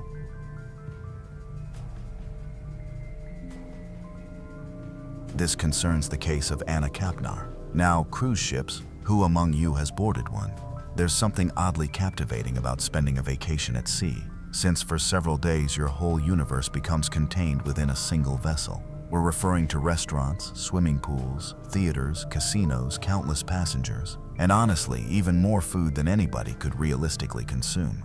Every morning reveals another horizon, and occasionally a completely different country, while everything recognizable slips farther behind you. Yet naturally, that getaway also brings a distinctive form of isolation as well. Because outside that vessel, there exists nothing except hundreds of miles of open ocean. You're aboard a floating city, yet also a highly limited setting, while it transports thousands of unfamiliar people across the immense ocean beside you. You must admit though, it's unbelievably awesome. And aboard one of those vessels called the Carnival Horizon, this story unfolds. Departing from Miami and Galveston toward the Caribbean, Carnival Horizon is a 134,000-ton vessel, capable of carrying nearly 4,000 guests for as many as 9 days continuously. The overall idea is that this vessel delivers you into the Caribbean, although it's hardly likely you'll become bored throughout the voyage there. Carnival Horizon features sky rides, water parks, cinemas, spas, and bars. And honestly, I'm becoming slightly tempted simply from looking at this vessel. High virus allegations notwithstanding, cruise ships remain generally extremely safe places aboard. There are typically numerous doctors available on board, and because it functions as a closed-loop community across multiple consecutive days, passengers generally feel far less likely to commit any type of crime. Nevertheless, on November the 7th of 2025, that feeling of security aboard the Carnival Horizon was abruptly destroyed. At exactly 11:24 a.m., a cabin steward entering room AT-343 during their routine housekeeping schedule discovered something deeply terrifying. Just as hotels undergo regular cleaning, cruise ships receive the same treatment, and this ordinary task inside room 8343 appeared no different. Removing the used bed linens from the mattress, the stewardess noticed something unusually large and unusual beneath the bed. Leaning down to pull the bed linens away from whatever the object was, she discovered that it wasn't simply luggage after all, but the body of a human. Shocked by the discovery, she immediately contacted her supervisor for help, who then notified security without delay. Because when you're hundreds of miles from land, what exactly can you possibly do? Within moments, the cabin was sealed off and effectively designated as the crime scene. And naturally, once the news spread, several passengers discovered that not only had a homicide happened aboard, but that the murderer remained hidden in plain view because nobody knew their identity. And the situation becomes even worse, because that's when everyone learned the victim was an 18-year-old girl named Anna Kepton. Developing tonight on the Space Coast, a Caribbean cruise became a nightmare. This 18-year-old from Titusville died while aboard the Carnival Horizon, and now the FBI is stepping in. Fox 35's Esther Bauer is reporting live in Vard County with the latest regarding this investigation. And Esther, her high school is now paying tribute to her. The FBI boarded the ship as passengers disembarked Saturday morning in Miami. A body was carried away on a stretcher before being removed from the port. A memorial beside Anna's car, still parked at the school, continued growing every hour. She was so sweet, incredibly kind, always there for everyone. Just a heartbreaking tragedy. Nobody knows what happened to the teenager or how she died, sadly. Anna had celebrated her 18th birthday only a few months earlier on June the 13th. She came from Florida and was still very much discovering where her future could lead. It's the sort of age when you still have plenty of personal growth ahead, and Anna remained well along the journey toward becoming the adult she hoped to be. Friends remembered her as humorous, sociable, and apparently having almost no filter, which partly explained why they loved spending time with her. She enjoyed experimenting with makeup, recording TikTok videos, and being included with the crowd. She also cherished the water, the beach, and everything connected to sunshine. Anna had furthermore practiced gymnastics since she was 2 years old, and devoted much of her teenage years to cheerleading. After studying at Titusville and Astronaut high schools, Anna had finally discovered a place where she truly felt she belonged at Temple Christian School, where tragically she was expected to graduate only 1 year later in 2026. Although Anna was playful, she certainly wasn't directionless. She had already obtained her boating license before reaching driving age, and had even become qualified to scuba dive alongside her family. She deeply loved her younger siblings, and was the sort of sister who would always watch over them, naturally, because she cared about them. She also intended to join the United States Navy after graduation with the ambition of becoming a K-9 police officer. There was genuinely so much that she hoped to accomplish, and at just 18 years old, she had every reason to believe she still had time to achieve it. Yet somehow, in a single instant, that future became nothing. So what exactly happened? Well, looking back several days, Anna had boarded the Carnival Horizon 5 days earlier on November the 2nd. She had boarded the voyage for a vacation with her relatives, including her father, Christopher, her paternal grandparents, her 14-year-old half-brother, 10-year-old half-sister, both unnamed, her stepmother, Chantel Hudson, her 16-year-old stepbrother, Timothy Hudson, and her 9-year-old stepsister, also unnamed. To simplify things for you, the primary two individuals I'd like you to concentrate on here are her 16-year-old stepbrother, Timothy Hudson, and her 14-year-old half-brother, simply codenamed C. The voyage was scheduled for 6 nights altogether, with stops in Georgetown, Grand Cayman, Ocho Rios, Jamaica, and finally Cozumel, Mexico. So naturally, you could say that by every indication, this was meant to be an enjoyable and cheerful vacation with family. Now, with such a sizable family traveling, it was obvious that the Kiptains and the Hudsons needed to divide into 2 separate cabins. With that in mind, Anna stayed in cabin 8343, an interior stateroom aboard the Carnival Horizon. You can see here that on their website, 8343 or 8343 is presented as an affordable way to cruise without sacrificing comfort or convenience. It is promoted as featuring 2 twin beds, 1 private bathroom, 1 door, and no windows. It's also fairly compact, measuring only 185 square feet, so there really wasn't much room at all. However, once those doors were shut, you had considerable privacy.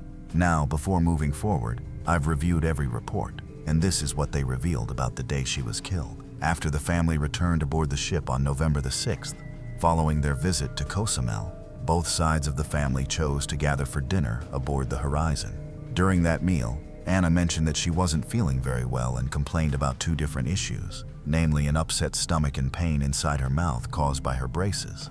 So that was when she went back to room 8343 at 7:38 p.m. Now, we'll examine exactly what happened immediately afterward in much greater detail very shortly. But skipping ahead, it was at 11:24 a.m. the following morning when the cabin attendant found her body. Later that afternoon, when the medical examiner examined Anna's body, he noticed that her underwear, beneath her sweatshirt and sweatpants, had been positioned unusually. More specifically, the waistband appeared bunched, twisted, and rolled upward, while portions of the underwear had entered her body. A subsequent autopsy confirmed that tiny red spots were present across both her eyes and face. There was additionally substantial bruising around Anna's left ear, suggesting she had most likely been strangled to death, or more precisely, mechanical asphyxiation. The medical examiner would also uncover a potential motive for her killing, because, as you may already have suspected by this point, Anna had become the victim of sexual assault. A considerable quantity of grayish fluid was discovered inside her. Following this deeply disturbing and revolting finding, the medical examiner requested a kit to examine possible assault. Now, obviously, I'm not a physician, but Anna's toxicology report ultimately determined that she had therapeutic levels of butyl-bitol within her system, which is essentially a mixture of acetaminophen, aspirin, caffeine, and codeine, and mainly is prescribed to treat tension headaches. But the crucial point here is that butyl actually functions as a sedative, meaning Anna would have been less attentive and less capable of defending herself.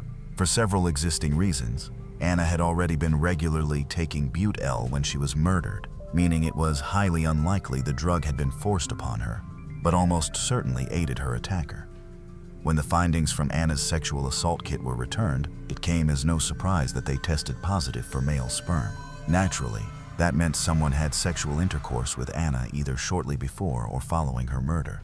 By the way, investigators ultimately determined that she had been sexually assaulted before her death. Now, because Anna's death occurred at sea, this case was never going to be straightforward. At the time, the cruise ship was sailing through international waters, well beyond the reach of any city police department or county sheriff's office.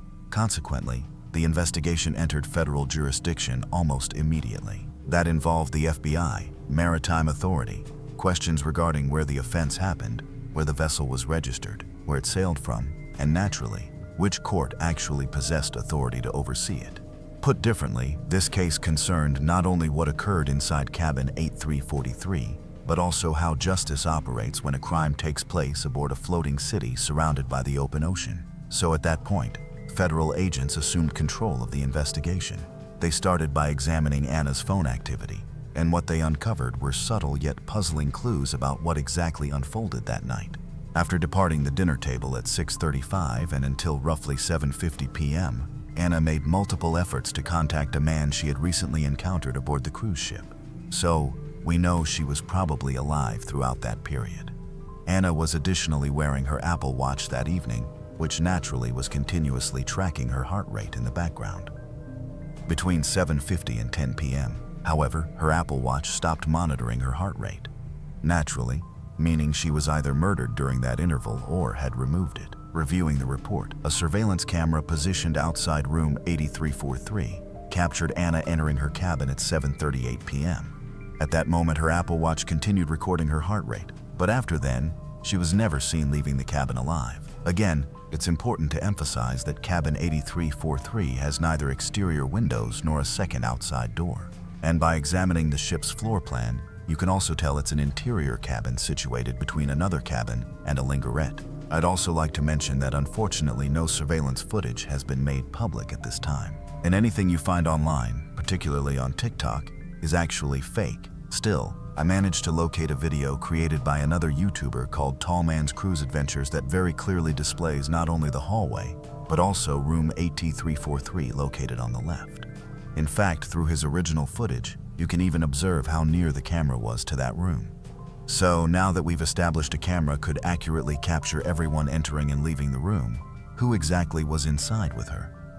Well, only 3 minutes before Anna entered the cabin, her 16-year-old stepbrother, Timothy Hudson, was recorded walking inside. Then at 7:51 p.m., her younger brother, nicknamed C, briefly entered. C exited only moments afterward alongside two friends who had remained waiting outside for him, and it's important to mention that he reported seeing Anna alive and completely fine inside the room at 7:51 p.m. That also matches Anna's Apple Watch records, which showed a confirmed heart rate reading at 7:50 p.m.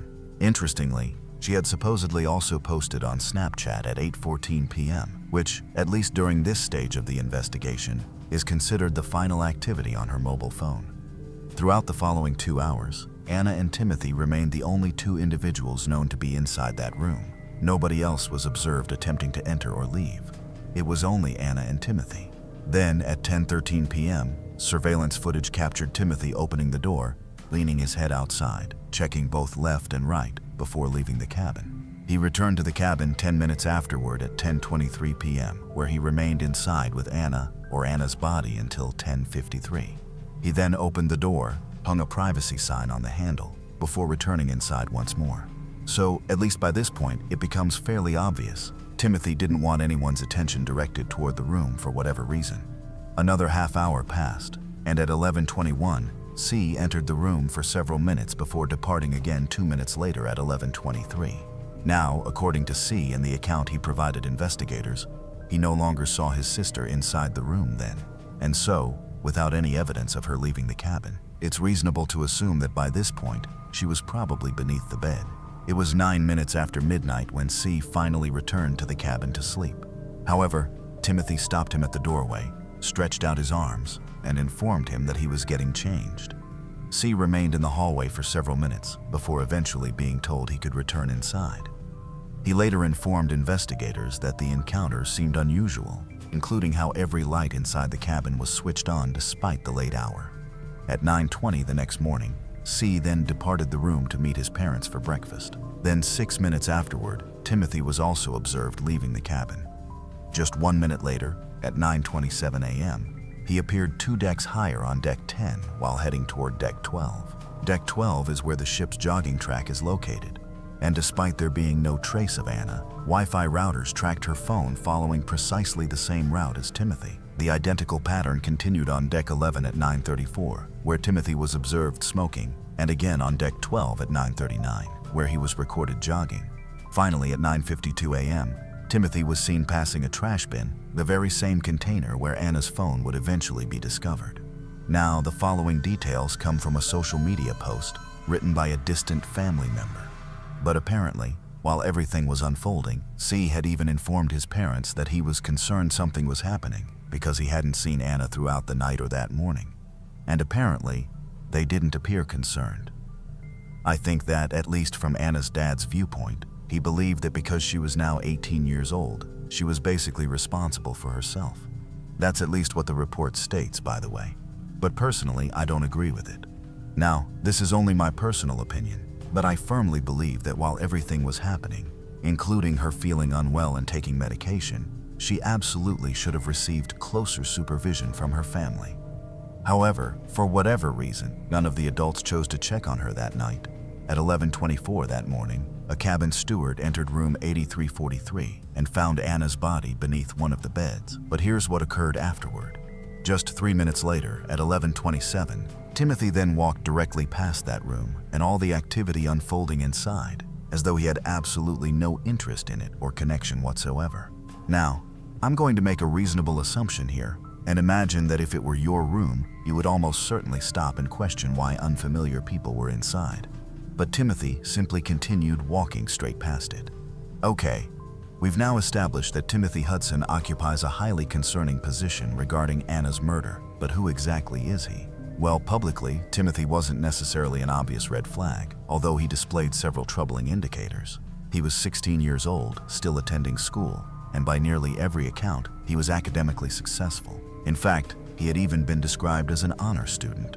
He performed well in class, had no significant history, and had never previously encountered legal trouble either. So overall, he appeared to be a well-behaved kid.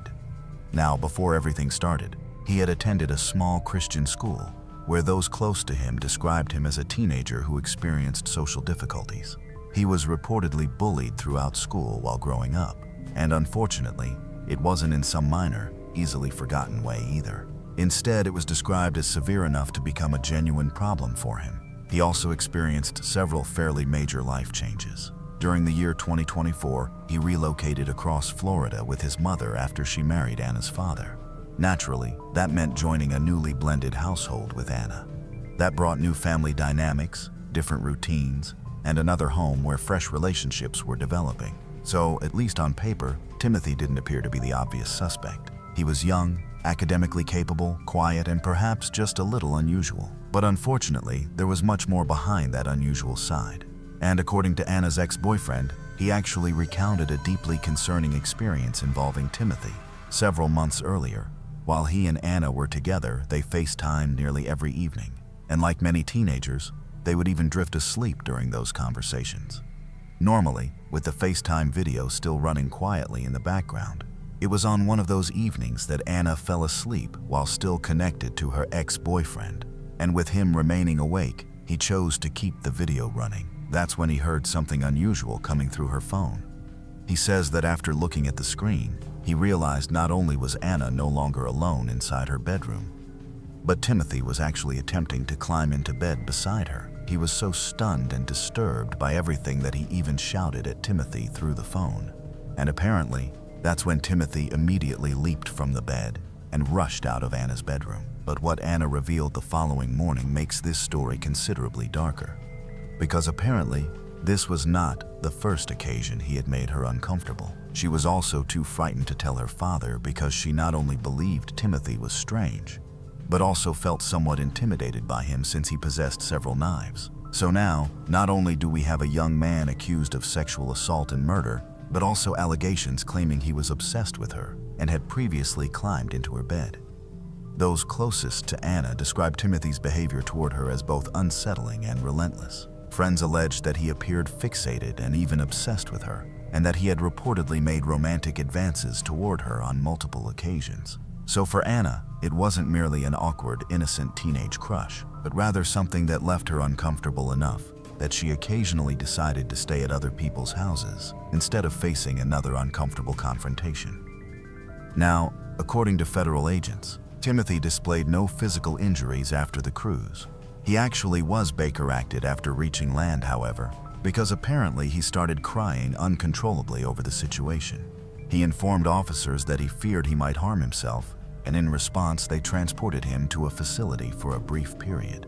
It makes you wonder, by the way, was he genuinely overwhelmed with grief about everything, or was he merely contemplating an escape after realizing he was now facing extremely intense scrutiny? Regarding mental health, by the way, the only publicly documented diagnosis for Timothy, at least then, was ADHD, which obviously has no connection to either violence or criminal behavior. Okay, we've now established Timothy is the primary suspect for many unmistakable reasons. However, there's considerably more to this story, which honestly left me completely stunned. The astonishing part is that after returning to the United States, Timothy was simply Baker-acted before later being released back into society. meaning not only was he never arrested, but he wasn't even supervised. With Timothy's mother holding primary custody of him, reportedly around 80%, she was basically permitted to leave him in another adult's care on her behalf. And the individual she selected to care for him would eventually raise many eyebrows because, as it happened, it was his uncle. And his uncle had 2 young children living in the same home, a 10-year-old son and a 7-year-old daughter, which I have to say was quite clearly an unbelievably reckless decision when someone was suspected of sexual assault and murder. And once people learned about that, well, the response was exactly what you'd expect. They were furious, and I'm not referring to internet outrage or anger over something ridiculous, but the kind that made people truly enraged. Because how exactly do you learn the details of this case and then feel comfortable with Timothy staying in a home alongside 2 young children? Now, obviously and legally, he still had not been convicted, and that certainly matters, of course. But this also involves a 16-year-old boy accused of sexually assaulting and then murdering his own stepsister. So, for many people, the question became incredibly straightforward. Why would you take that risk? Why should a 10-year-old boy and a 7-year-old girl be anywhere close to this situation while the courts are attempting to determine the truth? I think that's what made the entire situation seem so unbelievable. The young girl was dead. The evidence being presented was horrifying. And somehow, the individual accused of doing all this remained free in the real world with children in the adjacent bedroom. Thankfully, however, after all that outrage, the court eventually reversed its decision, because only recently the judge ordered Timothy directly back into custody. There was no dramatic arrest or anything similar, but instead Timothy was instructed to surrender, and he complied. Since then, the only significant development is that his case has now transferred from the juvenile detention system into federal adult court. Once that occurred, the judge reviewed the allegations, the evidence, and the risks involved before determining that Timothy should remain in custody until after his trial. So, as things currently stand, Timothy Hudson has been charged as an adult with first-degree murder and aggravated sexual abuse. In response, he has entered a plea of not guilty, and legally he is, of course, presumed innocent unless prosecutors prove his guilt in court. Timothy's trial is presently scheduled for September of 2026. And as always, I'll make sure to keep you informed about any developments. If the prosecution is right, then this wasn't a random attack, but something deeply personal carried out by someone who knew her extremely well within the setting of a blended family. And of course, Timothy remains innocent until proven guilty. But if you asked what I believe happened, I think he was responsible. Timothy and Anna should never have been left alone together inside that room. You simply don't place 2 unrelated teenagers aged 16 and 18 in that situation. And why her parents never went to check on her that evening is honestly bewildering to me. Her father has since stated that he doesn't intend to attend the trial if it proceeds because it would simply be too overwhelming for him, which I suppose, from an emotional perspective, I can somewhat understand. But then again, if your daughter has been murdered in cold blood, surely you'd want to witness justice being served for her. Anyway, that's everything we currently know about this case. So, what do you think about it? Do you believe Timothy is actually the killer? Or do you think perhaps somebody else was involved? As always, everyone, please share your thoughts below, and I'm going to leave this case here for now until additional information becomes available. Thanks for watching Crime Chapter 51. If you enjoyed today's cases, let us know in the comments which one stayed with you the most, and tell us where you're watching from. If you love long-form true crime documentaries, subscribe and turn on notifications so you never miss a new chapter. Thank you for being here, and we'll see you in the next case.